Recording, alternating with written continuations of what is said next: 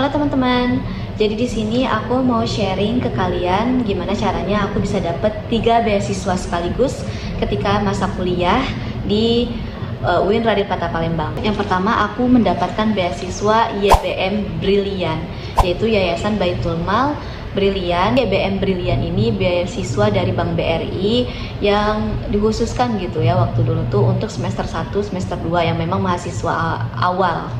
Karena dulu aku ngebet banget KIP dan ternyata nggak dapet, jadi akhirnya aku struggle nyari beasiswa. Dapatlah di semester 1 dan 2 itu YBM Brilian dari BRI. Nah, di situ sebenarnya YBM BRI ini nggak banyak kegiatannya, tapi dia ada kayak Zoom tentang pelatihan, tentang wawasan, macam-macam materinya gitu untuk meningkatkan wawasan kita, kompetensi kita gitu ketika kuliah. Dan ini memang dikhususkan untuk semester 1 dan semester 2. Nah, ternyata aku juga awalnya nggak tahu kalau itu cuma kontrak 1 tahun. Ternyata ini cuma 1 tahun yang akibatnya aku harus cari beasiswa lain untuk melanjutkan pendidikan aku supaya tetap dapat beasiswa. Jadi setelah 1 tahun dari BRI, dari YBM BRI, aku daftar lagi di YBM PLN.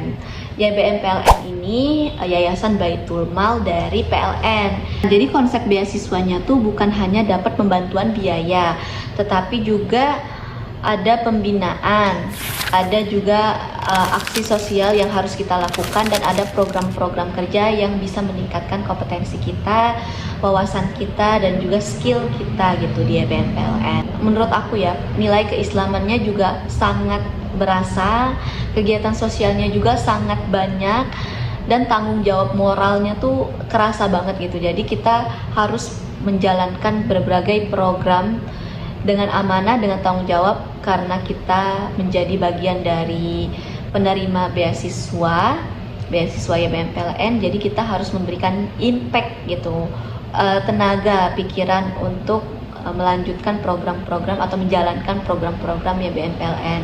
Kayak aku kemarin ada di divisi Sosmas, Sosial Masyarakat. Jadi kalau ada bencana, kebakaran di daerah Palembang, kita survei, terus kita kasih ke pimpinan untuk YBM PLN-nya untuk kita diskusikan, kita mau ngasih apa gitu ke daerah korban.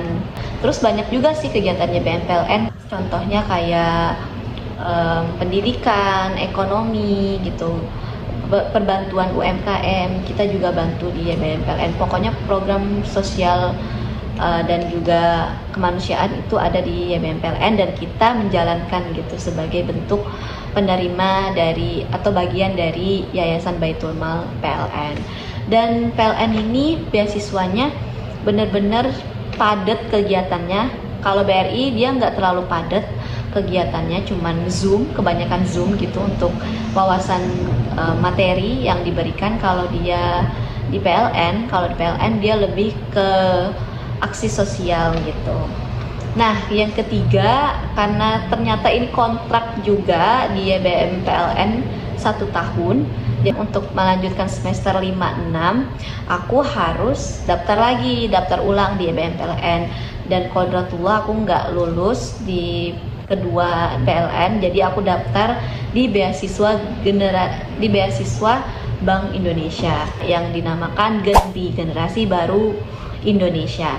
Nah, GENBI ini bukan cuman beasiswa, dia juga komunitas. Kalau YBM PLN dia kan lebih ke aksi sosial.